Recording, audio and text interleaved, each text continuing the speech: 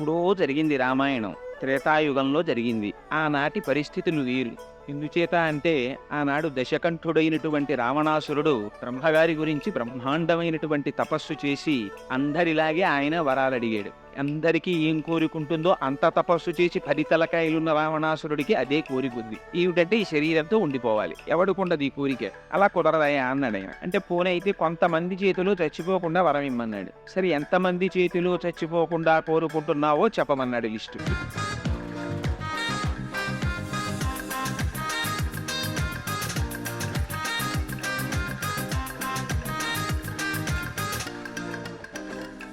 ఇది ప్రతి పురాణంలోనూ జరిగే విషయమే. అంటే ఆయన పెద్ద లిస్ట్ ఒకటి చదివాడు. దేవతలు, దానవులు, యక్షులు, గంధర్వులు, కిన్నెరులు, కిప్పురుషులు వీళ్ళెవ్వరి చేతిలోనూ మరణించకూడదన్నాడు. కానీ ఆయన మనుష్యుల్ని వదిలేశాడు. ఎందుకంటే ఒక తృణీకార భావం. ఇంతమంది చెయ్యలేని పని ఒక మనిషి ఏం చేస్తాడని. అందుకని నన్ను అసలు మనిషిని కోరుకోవడం ఎందుకు అనుకున్నాడు, వదిలేశాడు.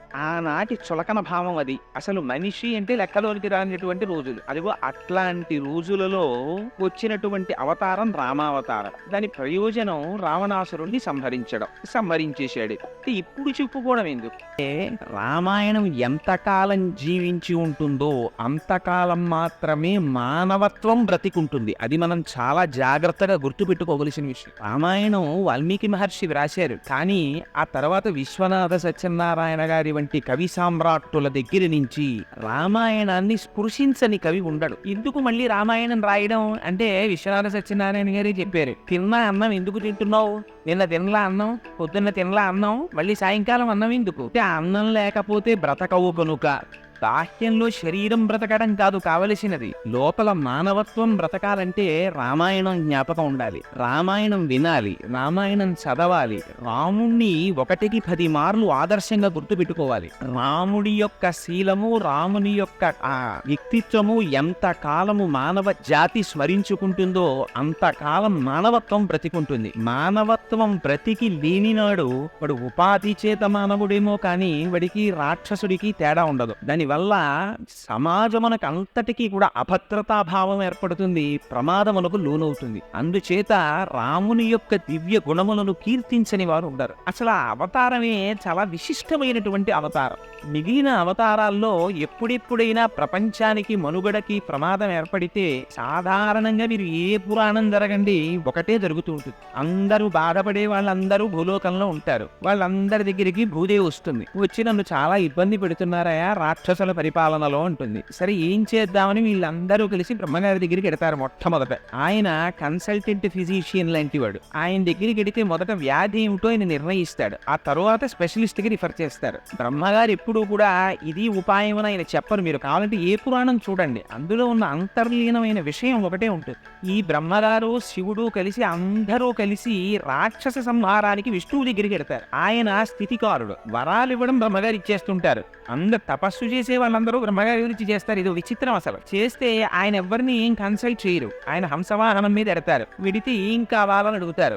ఎప్పుడూ ఒకటే కోరిక అందరిది. మీరు ఏ రాక్షసుడి కథ చదవండి, వాడికి కనపడగానే వాడు ఏం అడుగుతాడంటే నాకు మరణం ఉండకూడదని అడుగుతాడు. అనగానే బ్రహ్మగారు అంటారు అలా కుదరదయ్యా అంటారు. వచ్చిన జాతస్య హిదురుహో మృత్యుహు ధ్రువం జన్మ మృతస్య చ. వచ్చిన వాడు వెళ్ళిపోక తప్పదు, ఇంకో విషయం అడుగంటాడు. వాడు అడగడు. వాడు మోక్షం కావాలని అడగడు, భక్తి కావాలని అడగడు. పోనీ వీళ్ళ చేతిలో చచ్చిపోకుండా వరమిస్తావా అంటాడు. అలాగే ఇచ్చానంటాడు ఆయన. వీడు సంతోషపడిపోతాడా, ఆయన వెళ్ళిపోతాడు. ఇంతే. ఎక్కడ మీరు ఏ పురాణం జరిగినా ఇదే ఉంటుంది. ఎందుకు అలా రాయడం అంటే దాని వెనకాతల రహస్యం అంతా ఉంది. ఈయన వెళ్ళిపోయిన తర్వాత వాడికి గర్వం వస్తుంది. వాడు చేసింది తపస్సు, ప్రత్యక్షమైంది బ్రహ్మగారు, పుచ్చుకున్నది వరాలు. వెంటనే గర్వం వచ్చి నన్ను చంపేవాడు లేడని వాడు నిర్ణయానికి వస్తాడు. వచ్చి ఇంకక్కడి నుంచి అల్లరి ప్రారంభిస్తాడు. మొదట ఎవరి మీద కన్ను పడుతుందంటే పాపం ఇంద్రుడు ఒక ఆయన దొరుకుతాడు. అందరూ ఆ ఇంద్రుడి మీద కడతారు. వెళ్ళి ఆ ఇంద్రుడి యొక్క రాజ్యాన్ని వశం చేసుకుంటారు. ఎందుకంటే అది ఇరాక్ లాంటి. అక్కడ ఆయిలుందని బుష్ వెళ్ళినట్టే అది అమరావతి. మీకు కథ మారుతుంది, జీవితాలు ఎప్పుడూ అలాగే ఉంటాయి. అందుకని వీడి దగ్గర అస్త్ర సంపద ఉంది కాబట్టి వాడు అమరావతి మీద కడతాడు.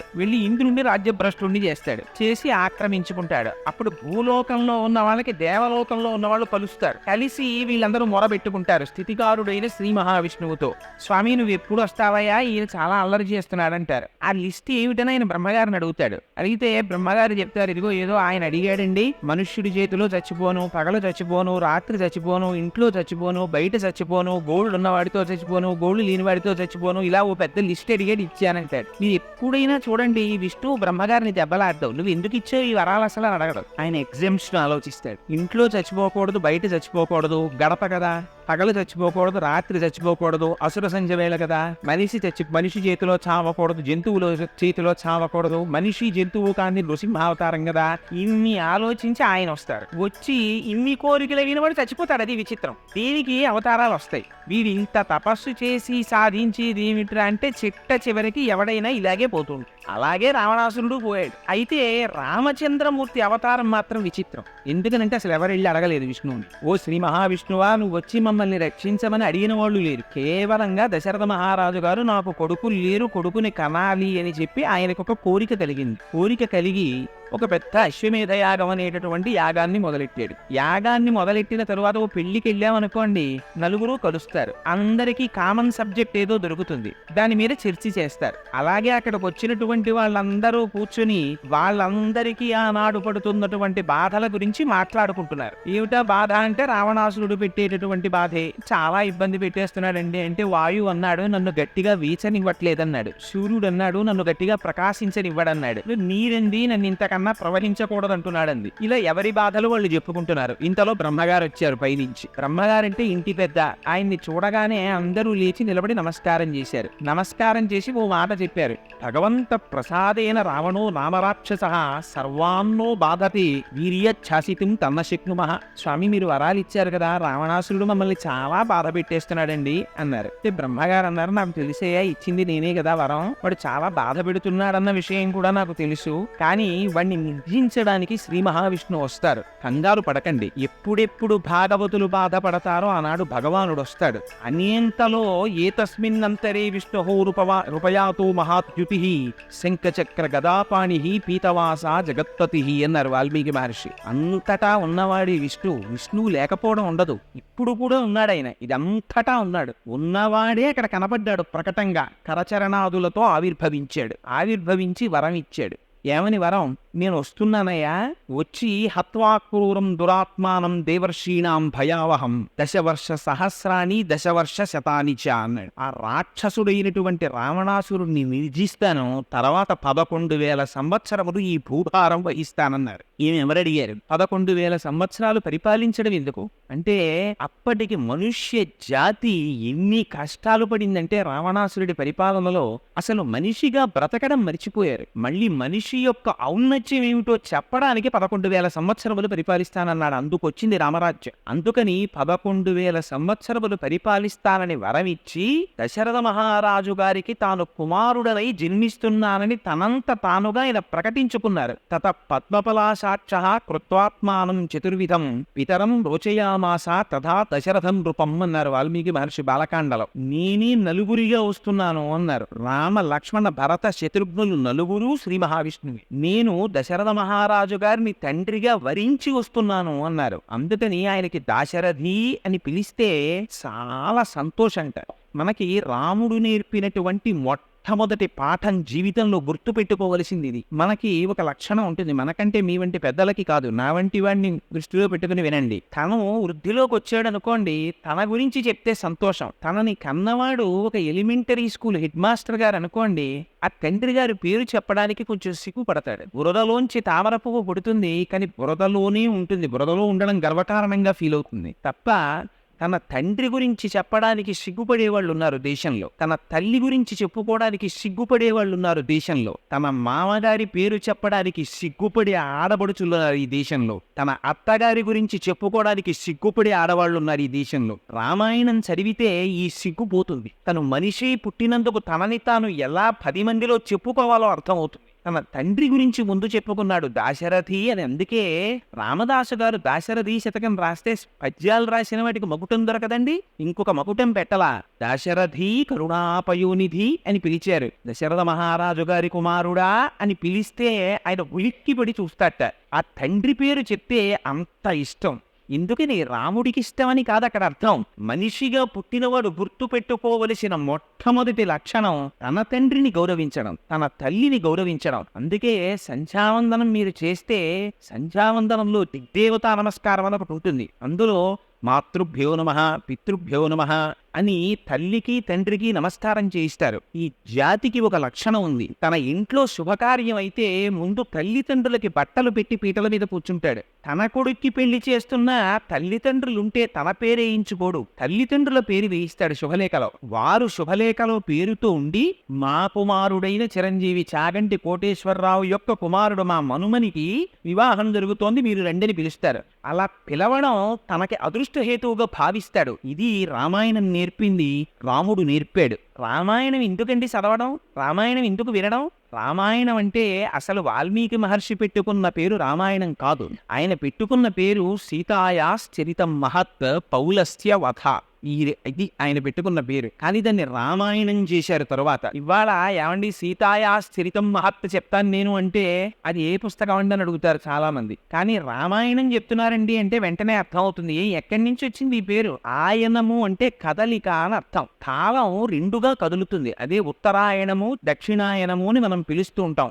ఆయనం అంటే కదలిక, రాముడి కదలికట రామాయణం అంటే. ఏమిటి రాముడి కదలికంత గొప్పతనం ఏమిటి? మనం కదలటల్లా, మన కాలు తీసి అలా వేస్తే కదలిక. కానీ రాముడు కదిలితే రామాయణం అని దాన్ని ప్రత్యేకం పిలిచారు. అలా పిలవడం ఎందుకు? రాముడి కదలికలో ఒక గొప్పతనం ఉంది. మన కదలిక లాంటి కదలిక కాదు రాముడి కదలిక. రాముడు ఒక కాలు తీసి వేస్తే సత్యం, ఇంకొక కాలు తీసి వేస్తే ధర్మం. సత్యాన్ని ధర్మాన్ని రెండు పాదములుగా పెట్టుకుని నడిచాడైన. ప్రతి మనిషి ఇలా నడవాలనేటటువంటిది రాముని యొక్క జీవితంలో ఉన్న సందేశం. అందుకే రాముడికి మిగిలిన వాటితో సంబంధం ఉండదు. రాముడికి కావలసింది జీవితంలో ఎప్పుడూ సత్యము ధర్మమే. ఇది ఎక్కడ ప్రారంభమైందో తెలుసా అండి విచిత్రం? బాలకాండలో దశరథ మహారాజు గారు కూర్చుని కొడుక్కి పెళ్లి చేయాలని ఆయనకు ఆలోచన వచ్చింది. ఆలోచన వచ్చి మంత్రులతోటి దగ్గర ఉన్నటువంటి ఋషులతోటి వశిష్ఠ మహర్షితోటి మాట్లాడుతూ ఒక మాట అన్నారు. నాకు పిల్లలు పుట్టారు, 9 కుమారులు, వాళ్ళకి యుక్త వయస్సు వచ్చింది, వివాహం చేద్దాం అనుకుంటున్నాను అన్నారు. ఇలా ఆయన అన్నారు. తస్య చింతయమానస్యా మంత్రి మధ్య మహాత్మనః అభ్యాగచ్చన్ మహాతేజ విశ్వామిత్రో మహారుషి అన్నారు వాల్మీకి. ఇలా అనుకున్నారయ్యా పెళ్లి చేద్దామని, విశ్వామిత్రుడు వచ్చాడన్నారు. వెంటనే అక్కడ ద్వారపాలకులు పరిగెత్తుకొచ్చి మహాప్రభో విశ్వామిత్రుడు వచ్చాడన్నారు. విశ్వామిత్రుడు అంటే అప్పటి వరకు కోపానికి ప్రతీక, శాపానికి ప్రతీక. భయపడి దశరథ మహారాజు గారు పరిగెత్తుకుంటూ వెళ్లారు, పాదోదకం ఇచ్చారు, తీసుకొచ్చారు, ఉచితాసనం మీద కూర్చోబెట్టారు. అసలు అడగల విశ్వామిత్రుడు ఏమీ నోరు విప్పి. ఈయనకే భయం లోపల. కోపిష్టివాడు ఎవరైనా ఇంటికి వచ్చాడు అనుకోండి ఏమంటాడో అని ముందు ఈయనే మాట్లాడేశారు. మీరు రావడమే చాలా గొప్పండి, మీరు వచ్చారు, ఎంత అదృష్టం మాకు, మీకు ఉచితాసనం బాగుందా, మీకు ఏం కావాలి, మీకు ఏం కావాలంటే అది ఇచ్చేస్తాను, మీకు ఏం కావాలో చెప్పండి, మీకు సేవ చెయ్యడమే నా జన్మకి గొప్ప అదృష్టం అన్నాడు. అన్నీ విని ఆయన అన్నాడు, అబ్బా ఎందుకంటే అన్ని విషయాలు చెప్తున్నారు.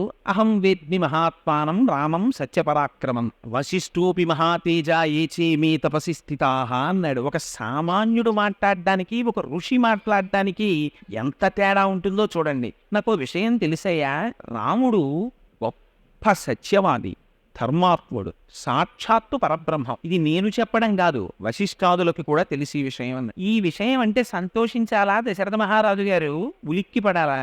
ఆయన ఉలిక్కి పడ్డాడు. కొంపతీసి రాముణ్ణి పొగుడుతున్నాడేమిటి, ఆయన్ని కానీ ఇమ్మంటాడా ఏమిటని. ఎందుకంటే ఆయనకి పుత్రవాత్సల్యం, కొడుకుని ఇమ్మంటాడేమోనని భయం. అందుకని ఆయన అన్నాడు, ఇవ్వను అని ముందే చెప్తే ఇప్పటిదాకా ఇస్తానన్నామంటాడేమోనని. ఊనషోడశ వర్షో మే రామో రాజీవలోచన నయుద్ధ యోగ్యత మస్య పశ్యామి సహరాక్షసై అన్నాడు. యాగం చేస్తున్నానయ్యా, దాన్ని రక్షించడానికి మీ పిల్లలిద్దరినీ పంపిస్తా ఏమిటన్నాడు ఆయన. ఇప్పటి వరకు ఏం కోరితే ఇస్తానన్నాడు దశరథ మహారాజు గారు. తీరా రామలక్ష్మణులు ఇమ్మంటే ఇవ్వను అంటే విశ్వామిత్రుడు చెప్పిస్తాడేమోనని చిన్న శ్లేష మొదలెట్టాడు అందులో. ఊనషోడశ వర్షో మే రామో రాజీవలోచన. మా అబ్బాయికి ఇంకా 16 ఏళ్ళు కూడా రాలేదండి, పైగా వాడి కళ్ళు తామర పువ్వులు లాంటివి అన్నాడు. ఆయన అడిగాడా ఈయన కళ్ళు ఎలా ఉంటాయని. ఈయనే చెప్తాడు మా అబ్బాయి కళ్ళు తామర పువ్వులని. ఎందుకంటే తామర పువ్వు సూర్యాస్తమయం అయితే ముకులించుకుంటుంది, రాత్రి అయితే మా అబ్బాయికి నిద్ర వస్తుంది. పిల్లాడు చూడండి క్వార్టర్లీ వచ్చినా సరే 5వ క్లాస్ వాడు చదువుతాడు, పడుకుంటాడు వాడు. రాత్రి అయితే పడుకుంటావు, తెల్లారకట్ట లేవో, నీకు మార్కులు ఎలా వస్తాయని అమ్మ బాధపడుతూ ఉంటుంది. అలా ఈయన కూడా ఎంత అందంగా చెప్పాడంటే, రామో రాజీవలోచన, మా అబ్బాయి కళ్ళు తామర పూలండి, రాత్రి అయితే నిద్రపోతాడు, రాత్రి అయితే యుద్ధం చేస్తారు రాక్షసులు, మా అబ్బాయి మీకెందుకండి అంటే శపిస్తాడేమోనని రామో రాజీవలోచన, మా అబ్బాయి కళ్ళు తామరపూలండి, మా అబ్బాయి కళ్ళు తామరపూలండి అని మొదలెట్టాడు. నేను వస్తాను, పిల్లాడు వాడేమి యుద్ధం చేస్తాడని. ఆయన అన్నాడు, నువ్వేం రావక్కర్లేదో, మీ అబ్బాయి పంపించు చాలన్నాడు. కాదనడానికి భయం, ఇవ్వకపోతే ఉపద్రవం. పాపం ఏడుపు వచ్చినంత పని అయిపోయింది దశరథ మహారాజు గారికి. ఆ సమయంలో లేచాడు వశిష్ఠ మహర్షి. లేచి ఉన్న మాట చెప్పేశాడు. ఏమనుకుంటున్నావో, విశ్వామిత్రుడంటే సామాన్యుడు కాడు, ధనుర్వేదం అంతా తెలుసు. నా మాట విని దశరథ రాముణ్ణి పంపించు అన్నాడు. వెంటనే సపుత్రమూర్త్యుపాఖ్యాయ రాజా దశరథ ప్రియం దదౌ కుశికపుత్రాయ సప్రీతేన అంతరాత్మన. రామాయణం అంతా ధర్మమేనండి. బ్రహ్మస్థానమునందు ముద్దు పెట్టుకున్నట్టు. ఒక వయసు వచ్చినటువంటి పిల్లల్ని ఎక్కడ పడితే అక్కడ ముద్దు పెట్టుకోకూడదు. అందుకని బ్రహ్మస్థానమునందు ముద్దు పెట్టుకుని పంపించట. పంపిస్తే తీసుకెళ్లాడు. రాముడు, నాన్నగారు నన్ను ఎందుకు పంపిస్తున్నారండి అని అడగలేదు. లక్ష్మణుడు రాముణ్ణి అనుసరించి వెళ్ళిపోయాడు. విశ్వామిత్రుడు రండి నా వెంట అన్నాడు. రండి నా వెంట అన్నప్పుడు రథం ఎక్కడమో, కారు తీసుకురావడమో ఇలాంటివి ఉండవు. మహర్షుల వెనకాతలు వెళ్ళేటప్పుడు ఆయన వచ్చారు, వెనకాతలు వెళ్ళిపోవడమే. పదండి పిల్లలు అన్నాడు విశ్వామిత్రుడు. బయలుదేరారు వెనకాతల. ముందు ఆయన నడుస్తున్నాడు, వెనక పిల్లలు నడుస్తున్నారు. ఎంతసేపు నడిచారో తెలుసా అండి? 12 మైళ్ళ దూరం ఆపకుండా నడిపించేశాడు. 12 మైళ్ళు నడిచేటప్పుడు కూడా ఎక్కడ లక్ష్మణుడు రాముడిని అడగలేదు, రాముడు విశ్వామిత్రుడిని అడగలేదు. ఏమండి ఎక్కడికి ఎడుతున్నామండి, మనం ఎందుకు ఇంత దూరం నడిపిస్తున్నారు, మనం ఏ ఊరు ఎడుతున్నామని కూడా వాళ్ళు అడగలేదు. 12 మైళ్ళు పుత్రకామేష్టి చేస్తే 60,000 సంవత్సరముల వయస్సు కలిగిన దశరథ మహారాజు గారికి పుట్టి ఎండకన్నెరుగునటువంటి జీవితాన్ని కడికి హంసపూలికా తల్పముల మీద పడుకున్న రామచంద్రమూర్తి ఎంతటి ధర్మ నిష్ఠాగరిష్ఠుడంటే, ఎదురుగుండా మహర్షి నడుస్తున్నారు, అంతే పరమ ప్రయోజనం. ఆయన వెనకాతల నడిచి వెళ్ళిపోయారు. వెళ్ళిపోతే చీకటి పడింది. పిల్లల వంక చూశాడు విశ్వామిత్రుడు. చూసి అలసట చెంది ఉన్నారు. ఆపాడు. ఆపి, రామ గృహాణవత్స సలిలమ్మా భూత్కాలస్య పర్యతః, నీకు మంత్రోపదేశం చేస్తానోయ్, ఆచమనం చెయ్యన్నాడు. ఏమిటా మంత్రాలు? మంత్రగ్రామం గృహాణత్వం బలామతిబలాంస్తథ అన్నారు వాల్మీకి మహర్షి. అవి ఏకంగా మంత్రముల యొక్క సమూహములట. ఆ మంత్రాలు ఉపదేశం పొందితే ఏమవుతుంది అంటే, నచ సుప్తం ప్రమత్తం వా దర్శయిర్షంతి నైరుతాహ అన్నారు. అసలు ఆకలి ఉండదు, దాహం ఉండదు, అలసట ఉండదు, రాక్షసులు నిర్జించలేరు, అటువంటి బలం పొందుతావు. అందుకని ఈ మంత్రాల్ని నీకు ఉపదేశిస్తున్నాను అన్నారు. ఆ మంత్రాల్ని ఉపదేశం పొందాడు. తాను లక్ష్మణుడికి ఉపదేశించాడు. గట్టి తీసుకొచ్చి నేల మీద వేసి దీని మీద 2 పిల్లలు కలిసి పడుకోండి అన్నాడు విశ్వామిత్రుడు. 2 పిల్లలు రాముడు లక్ష్మణుడు కలిసి పడుకున్నారు. ఎలా పడుకున్నారంటే, ఏమిటో హంసతూలికా తల్పాలు అలవాటైపోయి బొత్తిగా తీసుకొచ్చి ఇలా గడ్డి మీద పడుకోబెట్టాడండి. మమ్మల్ని నిద్ర పట్టక అటు ఇటు దుర్లుతూ పడుకోలేదుట. ఇవాళ మహర్షి యొక్క సన్నిధానంలో పడుకునేటటువంటి అదృష్టం మాకు కలిగిందని ఆ రాత్రి అత్యంత సౌఖ్యంగా నిద్రపోయాట. ఎందుకు ఈ మాట అండం మహర్షి? నిద్ర పట్టేది ఎప్పుడు పడుతుందో తెలుసా అండి? శరీరమునకు కలిగినటువంటి బడలిక చేత నిద్ర పట్టదు. మనస్సు ప్రశాంతతని పొందితే నిద్రపడుతుంది. మనస్సు ఒక విషయమునందు రమిస్తూ ఉండిపోయింది అనుకోండి, ఇక నిద్రపట్టదు. ఆ విషయంలో ఉండిపోతుంది మనస్సు. మనస్సు నిద్రపోవడమే నిద్రపోవడం అంతే. మనస్సు ఆత్మలోకి వెళ్ళిపోయింది అనుకోండి, వాడు నిద్రపోయాడంటారు. మనస్సు ఇంకా తెలివిలో ఉందనుకోండి, నిద్ర పట్టలేదంటారు. ఒక్కొక్కడు హంసతూలికా తల్పం మీద పడుకున్నట్టే పడుకుంటాడు. ఇంట్లో ఏసీ ఉంటుంది, దోమలు రాకుండా చక్కగా 5 జెట్ ల్యాంపులు వెలుగుతుంటాయి, చల్లగా ఉంటుంది. 4 ఫోమ్ బెడ్లు వేసుకుంటాడు, డిస్టర్బెన్స్ ఉండదు, హాయిగా పడుకుంటాడు. రాత్రల్లా నిద్ర పట్టలేదంటాడు. ఎందుకు పట్టదు నిద్ర? ఎందుకు పట్టదంటే, మళ్ళీ భారతంలో మహానుభావుడు ధృతరాష్ట్రుడికి చెప్పేశాడు సంజీవుడు, నిద్ర పట్టని వాళ్ళ లక్షణాలు ఏమిటో నేను చెప్తాను, నువ్వు వినని. అందుకని కొన్ని విషయాలున్న వాళ్ళకి నిద్రలు పట్టావు. అందుకని అంత నిద్ర పట్టకపోవడం ఏమిటి అంటే, వాడి మనస్సు నిద్రపోవడానికి ఉద్యుక్తమై లేదనమాట. కానీ గురువు వెంట వెళ్ళినటువంటి రామలక్ష్మణులకి గురువు పట్ల ఎలా ప్రవర్తించాలో మొట్టమొదట చూపించాడు రామచంద్రమూర్తి. గడ్డి వేసి పడుకోపెడితే గడ్డి మీద నిద్రపోయాడు. అంటే గురువు యొక్క శుశ్రూషలో మైమరచిపోయేటటువంటి మనస్తత్వం ఉన్నవాడు తప్ప, గడ్డి మీద నన్ను పడుకోబెట్టారు ఏమిటానండి, ఎంత గురువు గారు అయితే మాత్రం ఏంటి ఇలా పడుకోబెట్టారు మమ్మల్ని, రాజకుమారులం మేము ఇలా పడుకుంటావా అని అడిగినవాడు కాడు. ఇది రాముడి లక్షణం. గురువుల వెంట వెళ్ళినప్పుడు ఎలా ప్రవర్తించాలో చూపించినటువంటి వాడు రామచంద్రమూర్తి. ఆయన జీవితం అంతా సత్యధర్మాలి. పడుకున్నారు. కౌసల్యా సుప్రజారామ పూర్వా సంధ్యా ప్రవర్తతే ఉత్తిష్ట నరశార్దూలా కర్తవ్యం దైవమాత్మికమ్మ. నిద్ర లేపడంలో అందం చూడండి. ఉత్తిష్ట కౌసల్యా సుప్రజారామ లేవబోయ్ నిద్ర అని లేపారు. కానీ లేపినది ఎందుకు లేపారు? పిల్లవాడిని నిద్ర లేపడంలో ఎలా నిద్ర లేపాలో విశ్వామిత్రుడు చూపించాడు. ఎందుకు నిద్ర లేవాలో రాముడు చూపించాడు. నిద్ర లేవడం న్యూస్ పేపర్ చదవడానికి కాదు, నిద్ర లేవడం కాఫీ తాగడానికి కాదు, నిద్ర లేవడం ఇవాళ ఎటువంటి చండాలం పనులు చెయ్యాలో ఆలోచించుకోవడానికి కాదు. ఇలా లేచిన వాడు ఉన్నాడు, రావణాసురుడు నిద్ర లేస్తుంటాడు. దీన్ని చూపిస్తారు మహర్షి. వాడు నిద్ర లేస్తూనే హా సీత అంటూ మొహం కూడా కడుక్కోకుండా అశోకవనానికి వెళ్ళాడు. ఈయన నిద్రలేస్తూ విశ్వామిత్రుడు చూపిస్తాడండి.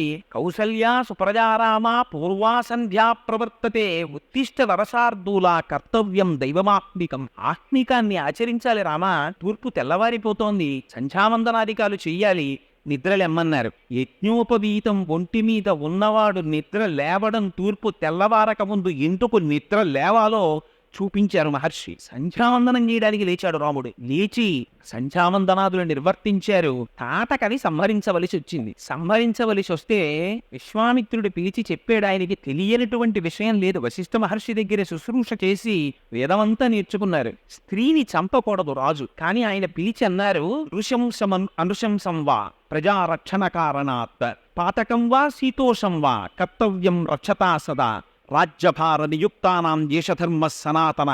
ఇంతే చెప్పాడు విశ్వామిత్రుడు. ఈ పని చెయ్యడం వల్ల అనుశంసం వా, దానివల్ల పేరు రావచ్చు, అది చాలా అసహ్యకరమైన పని అయ్యి ఉండొచ్చు. కానీ రాజ్యభార నియుక్తానాం దేశధర్మ సనాతన, రాజ్యభారాన్ని వహించినటువంటి రాజు ఈ చేసేటటువంటి పని కృత్యమా అకృత్యమా అని ఆలోచించకుండా ప్రజల్ని రక్షించడం కోసం గోబ్రాహ్మణ హితార్థాయ దేశస్యాయ సుఖాయ చ సంహరించవలసినది. అందుకని స్త్రీ అని చూడపు రామ సంహరించు అన్నాడు. అంటే రాముడు ఏమన్నాడో తెలుసా అండి? ఒక్కటే మాట చెప్పాడు. పితుర్వచన నిర్దేశాత్ పితుర్వచన కారణాత్ వచనం కౌశికస్యేతి కర్తవ్యమనిశంకయ. మహర్షి, నాకు మా నాన్నగారు మీ వెంట వెళ్ళమని చెప్పారు. మీరు ఏం చెయ్యమని చెప్తే అది చెయ్యమని చెప్పారు. పితుర్వచన నిర్దేశాత్ పితుర్వచన కారణాత్. ఇది రాముడంటే. తండ్రి చెప్పినటువంటి మాట చెయ్యడానికి కొడుకున్నాడు తప్ప తండ్రి ఒక పని చెయ్యమని పంపించిన తరువాత తన స్వప్రజ్ఞతో ఆలోచించిన వాడు కొడుకు కాడు. పితుర్వచన నిర్దేశాత్ పితుర్వచన కారణాత్ వచనం కౌశికస్యేతి. మహర్షి పక్క నుండి చెప్తున్నారు, గురువులు చెప్తున్నారు